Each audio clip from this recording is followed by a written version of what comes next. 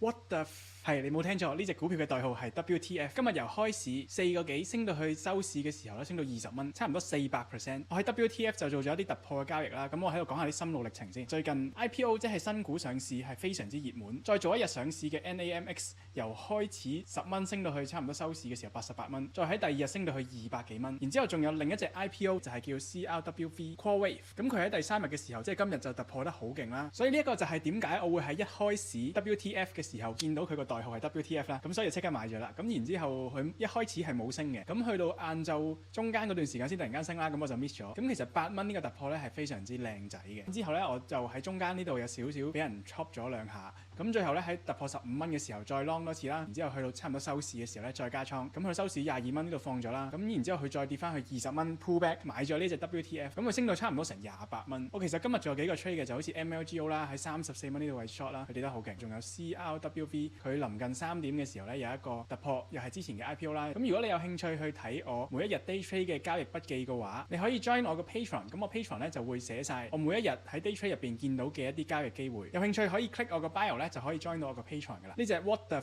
嘅股票我諗聽日咧都有機會有一啲交易機會，如果佢喺26蚊樓上嘅話，就係會 keep 住去睇佢啦。